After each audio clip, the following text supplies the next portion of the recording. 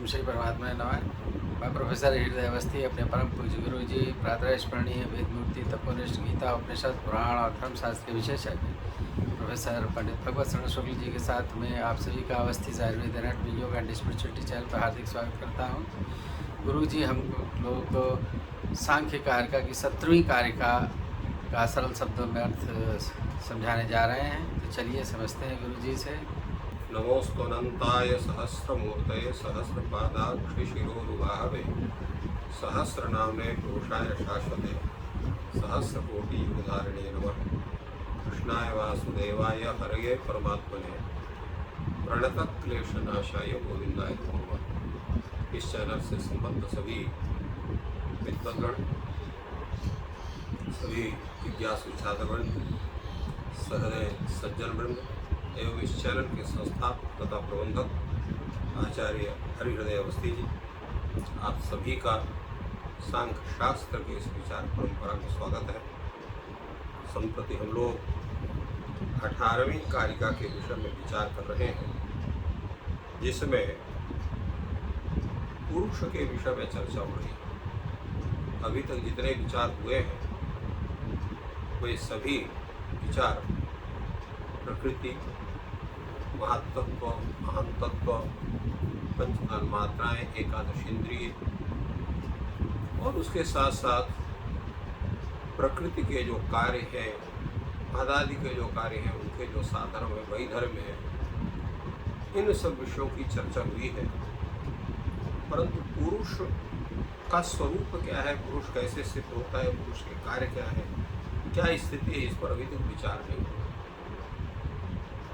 उसी विषय को यहाँ पर प्रस्तुत कर रहे हैं उसके अवतरण से। यहाँ इस पर विचार करते हुए आचार्य वाचस्पति मिश्र इस 17वीं कारिका के अवतरण को प्रस्तुत करते हुए कहते हैं, ये तो तौष्टिकाः अव्यक्तं वा महान्तं अहंकारं वा इंद्रियाणि वा भूतादि वा आत्मानं अभिमन्यमानाः तान्येव उपासन्ते। यहाँ पर तौष्टिक शब्द से उन विचारकों के ऊपर व्यंग्य किया गया है जो दार्शनिक विचार की गंभीरता तक नहीं जाना चाहते, उसको तर्क में कसना नहीं चाहते हैं और उसकी वैज्ञानिकता के ऊपर भी उनका ध्यान नहीं होता है। थोड़े ही ज्ञान में अपने को संतुष्ट मानते हैं।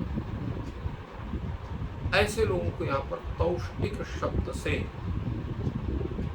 कथन इनका हुआ है। इसमें तुष्टि प्रकृत्यादिषु लय मात्रेणैव कृतकृत्य रूपा तृप्ति। तुष्टि क्या है? पौष्टिक में तुष्टि शब्द का प्रयोग है।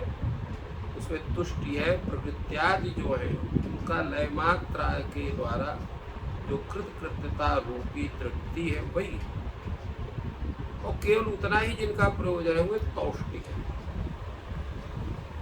अर्थात बाह्य विषय के विचार में ही जो अपने को संतुष्ट समझते हैं वो ये, उसके अधिक उनके विचार करने की इच्छा ही नहीं होती। तो ऐसे जो तौष्टिक लोग हैं, तुष्ट रहने वाले हैं, वो प्रकृति को, महत्तत्व को, अहंकार तत्व को, अथवा इंद्रियों को, अथवा पंच महाभूतों को, तन्मात्राओं को, इन्हीं को आत्मा मान लेते हैं कि बुद्धि ही आत्मा है, अहंकार ही आत्मा है, इंद्रिया ही आत्मा है और कोई अलग से आत्म तत्व नहीं है। तो ऐसे जो मानने वाले तौष्टिक हैं कि वो थोड़ा सा ही उनका प्रयोजन होने सिद्ध हो जाए, जिसमें उनको संतुष्टि हो जाए, थोड़े संतुष्ट रहने वाले व्यक्ति हैं, ऐसे मतिमंदों के लिए आचार्य ने यह कारिका प्रस्तुत की कि जिसके कारण उस पुरुष की सिद्धि होती है। और कारिका है संघात परार्थात परार्थत्वात् त्रिगुणादि विपर्ययात् अधिष्ठानात् पुरुषोस्ति भोक्तृभावात् कैवल्यार्थं प्रवृत्तेश्च। पुरुषोस्ति, पुरुष की सत्ता है। कैसे? संघात परार्थत्वात् त्रिगुणादि विपर्ययात् अधिष्ठानात् भोक्तृभावात् कैवल्यार्थं प्रवृत्तेश्च। पुरुष जो है ये पक्ष है, और अस्ति यहाँ पर ये साध्य है, और हेतु है संघात परार्थत्वात् त्रिगुणादि विपर्ययात् अधिष्ठानात् भोक्तृभावात् कैवल्यार्थं प्रवृत्तेश्च। इस तरह से इसको सिद्ध करने के लिए यहाँ पर आचार्य ईश्वर कृष्ण ने अपनी कारिका में इन 5 हेतुओं को प्रस्तुत किया। और इन 5 हेतुओं के माध्यम से ये सिद्ध किया कि पुरुष नामक पदार्थ ही अतिरिक्त है, क्योंकि समुदाय के द्वारा दूसरों के से इसका ज्ञान होता है। सभी संघातों के दूसरों के लिए होते हैं, क्योंकि समुदाय जो है केवल अपने लिए नहीं होता, संपूर्ण सबके लिए होता है। त्रिगुणत्व इत्यादि का अभाव होने के त्रिगुणत्व उसमें नहीं है, और सभी त्रिगुणात्मक वस्तुओं के लिए जो है वो उसका अधिष्ठाता के रूप में है, उसका भोक्ता के रूप में है, और वही मोक्ष में प्रवृत्त होता, कोई दूसरा प्रवृत्त नहीं होता। तो इन हेतुओं के द्वारा ये सिद्ध होता है कि पुरुष अस्ति, पुरुष है। इस प्रकार इस कारिका के अर्थ को और सही ढंग से उसकी व्याख्या करने के लिए आचार्य वाचस्पति मिश्र एक एक हेतु को अतिरिक्त रूप से उसकी व्याख्या कर रहे हैं। पहला हेतु है संघात परार्थत्व। जैसे कहा गया कि संघात के परार्थ होने के कारण पुरुष है, यह बात सिद्ध होती है। और इससे एक बात होती है कि अव्यक्तादेह व्यतिरिक्त वो जो है वो प्रकृति, महातत्व, अहं तत्व आदि से वो अतिरिक्त है, उनके अंतर्गत नहीं। क्यों है? क्योंकि संघात परार्थत्व, संघात होने के कारण वह दूसरे के लिए, केवल अपने लिए। संघात क्या है यहाँ? तो अव्यक्त महदंकारादय परार्था संघातत्व। ये जो अव्यक्त है अर्थात प्रकृति, महातत्व, अहं तत्व, पंच तन्मात्रा, पंच महाभूत, एकादश इंद्रिय, ये सब क्या है? ये परार्थ। तो ये परार्थ है। हाँ, अव्यक्त महादंकारादय परार्थ है। तो ये क्या है? ये परार्थ। तो इनके सबके परार्थ होने के कारण संघातत्वात्, इनका जो है संघात है, समुदाय इत्यादि जो संघात है, वो संघात होने के कारण ये दूसरे के लिए है। जैसे शयन है, आसन है, अंगराग है इत्यादि, ये तो दूसरे के लिए होते हैं। इस तरह से ये भी है शयनासनाभ्यंगादिवत।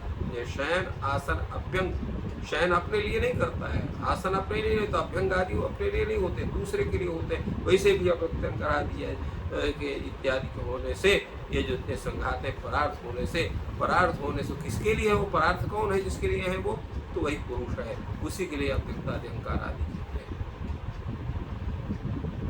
तो इसका स्वरूप क्या बनता है? इसका स्वरूप बनता है सुख दुख मोहात्मकतया अव्यक्त्यादय सर्वे संघाता। एक त्रिगुणात्मिका सृष्टि है। त्रिगुण यहाँ पर जो है सत्व रज तम का फलभूत स्वरूप क्या है? दुख, सुख दुख मोह। सत्व का सुख, रज का दुख और तम का मोह। तो ये सुख दुख मोहात्मक है अव्यक्तादि, अर्थात जो है प्रकृति, महत्त्व, अहंकार आदि। ये सब संघात है। तो उस संघात रूप के जो संघात जो है, संघात होने के कारण यह दूसरे के लिए है, संघात ही उसके लिए नहीं है। तो ये जो है तद्व्यक्ति कौन है जिसके लिए है? ये संघात पुरुष के लिए है। तो इसलिए सर्वे संघाता, ये सर्वे संघाता परार्थत्व, परार्थ है। परार्थ कौन है, किसके लिए है? तो वो पर जो है पुरुष के लिए। इससे भी पुरुष की सिद्धि होती है, क्योंकि भोक्ता के बिना भोग्य वस्तु की उपयोगिता नहीं बनती। आगे इस पर विचार करते हुए कहते हुए कि स्यादेत शयनासनादय संघाता संहत शरीराद्यर्थः दृष्टा।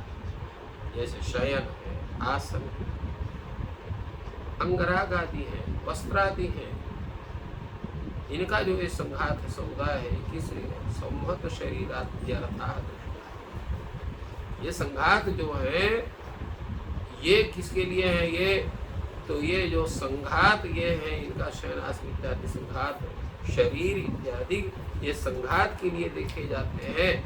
अव्यक्त आदि से जो भिन्न भिन्न पुरुष, उसके लिए नहीं देखे जाते हैं, भिन्न के लिए देखे जाते हैं।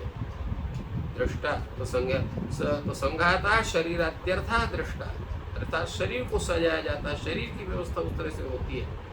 न तो आत्मानम अव्यक्त्यातिरिक्तम प्रतिपरार्था, तो आत्मा अव्यक्त्यातिरिक्त जो आत्म पदार्थ है, जो पुरुष पदार्थ, उसके लिए नहीं होते हैं। पुरुष का जो है अलंकार नहीं होता है, शरीर का अलंकार। तस्मात् संघातांतरमेव परम गमयेयुः। इसलिए जो परम तत्व है, पुरुष तत्व क्या है? संघात से अतिरिक्त सिद्ध होता है। न तो असंहतम आत्मानम, क्योंकि उसको जो है वो पुरुष जो है वो असंहत नहीं है।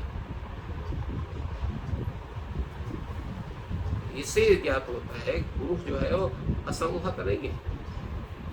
तो इसके लिए यहाँ पर इन्होंने बताया त्रिगुणादि विपर्ययात्। ये स्वरूप कैसे बनता है? त्रिगुण इत्यादि का पुरुष में अभाव होने से उसमें हम संघात नहीं कह सकते, क्योंकि संघात वहाँ रहेगा जहाँ त्रिगुणादि का स्वरूप रहेगा वहाँ, और ये त्रिगुणादि का विपर्य होने के कारण उसका इसका स्थिति नहीं है, क्योंकि त्रिगुणादि का उसमें अभाव है। इसी को आगे और स्पष्ट करते हुए कहते हैं, अयम अभिप्रायः संघातांतरार्थत्वे ही तस्यापि संघातत्वात् तेनापि संघातार्थातेन भवितव्यम। तात्पर्य ये है कि अव्यक्त इत्यादि जो संघात है, उस संघात को जो है संघातरार्थत्व भी इत्यादि संघात को दूसरे के संघात के लिए मान लेने पर संघात होने के कारण इसे दूसरे या तीसरे संघात के लिए मानना पड़ेगा। संघातरांतरेण संघातांतरार्थेन भवितव्य, उसका दूसरे संघात के लिए उसको मानना पड़ेगा। न च व्यवस्थायाम सत्यावस्था, इस प्रकार इसे भी अन्य संघात के लिए, फिर उसे भी अन्य संघात के लिए, फिर उसे भी अन्य संघात के लिए, इस तरह से जब हम प्रत्येक संघांतर की हम परिकल्पना करते चलेंगे तो अव्यवस्था हो जाएगी, और अव्यवस्था होने से यहाँ अनवस्था दोष लग जाएगा, क्योंकि अनिश्चित जो परिकल्पना होती है वहीं पर अनवस्था का स्वरूप बनता है। तो अन्य प्रकार से व्यवस्था से संभव न होने पर अव्यवस्था मानना यहाँ उचित है, क्योंकि उसमें कल्पना की क्लिष्टता का दोष आ जाएगा। इसलिए न च प्रमाण बलेन कल्पना गौरव भी दृश्यते, अगर ये कहते हो कि प्रमाण के बल से यहाँ पर कल्पना का गौरव नहीं होगा तो ये भी कथन आपका उचित नहीं है। क्यों? संहतस्य पारार्थ मात्रेण अन्वया, क्योंकि जो संघात है वह जो है वो प्रमाण के द्वारा ही वो सिद्ध हो सकता है। प्रमाण के अतिरिक्त वो दूसरा उपाय नहीं। प्रमाण बलेन कल्पना गौरव और दृश्यते, क्योंकि जब प्रमाण का बल होता है तो वहाँ पर जो गौरव है, उस गौरव की भी जो है वो उसको स्वीकार कर लिया जाता है। प्रमाण बलेन कल्पना गौरवम विष्यते, नहीं ये कहा इन्होंने कि न च प्रमाण बलेन कल्पना गौरवम विष्यते, प्रमाण के बल से ऐसा नहीं है कि गौरव को ही मान लिया जाए। थोड़ा सा से दूसरा व्याख्या हो गई थी, तो इसको इस तरह से समझे, न च प्रमाण बल कल्पना गौरव विष्यते, ऐसा नहीं है कि प्रमाण बल होने के कारण कल्पना की गौरव का हम उसको सहन करें, उसको नहीं उचित नहीं है। समतत्व से परार्थ मात्रेण अन्वयात, क्योंकि जो समुदाय है वो परार्थ मात्र के लिए ही वह जो है वो आवश्यक है। व्यक्त महादार्मिक पदार्थों का जो ये संघात है, इसलिए जैसे शयन आदि इत्यादि है, उस तरह से जैसे हम इसलिए संघात तत्व भी जो है ये अन्वय व्याप्ति या उसके साहचर्य से केवल परार्थत्व के साथ है, इसलिए संघत परार्थत्व के साथ नहीं है। तो इसलिए दृष्टांत दृष्ट सर्वधर्मानुरोधेन तु अनुमानम इच्छता सर्वानुमानोच्छेद प्रसंगः, ये कहा इन्होंने कि प्रमाण बल से कल्पना गौरव का वर्षण हो सकता है, उसको सहा जा सकता है, ऐसा मानना उचित नहीं है। क्योंकि समूह पारात्मात्रेण अन्वयात, जो संहत है समुदाय है उसका पारार्थ मात्र मानने पर ही उसका अन्वय बनेगा, उसके बिना उसका अन्वय नहीं बन सकता। और दृष्टांत दृष्ट धर्मानुरोधेन अनुमान उचिता सर्वानुमानोच्छेद प्रसंग, इस प्रकार दृष्टांत और जो है ये दृष्टांत है और जो दृष्ट है, तो दृष्टांत दृष्ट जो सर्वधर्मानुरोधेन, तो दृष्टांत के द्वारा दृश्य सर्वधर्म के अनुरोध से यह जो अनुमान आप बना रहे हो, तो सर्वानुमानोच्छेद प्रसंग, इस तरह से मानने में जितने भी अनुमान आकार हैं वो सब का अभाव की प्रसंगता उत्पन्न होगी। ऐसा जो है न्याय तात्पर्य टीका में इन्होंने कहा कि हम स्वयं न्याय तात्पर्य टीका जो इनका ग्रंथ है आचार्य वाचस्पति का, हमने इसका विस्तार पूर्वक विचार किया है। तो इस तरह से यहाँ पर इन्होंने इस जो दो हेतु हैं उन पर विचार प्रस्तुत किया आचार्य वाचस्पति मिश्र ने। पहला है संघात परार्थत्वात् और दूसरा जो है त्रिगुणात्मक पर गया।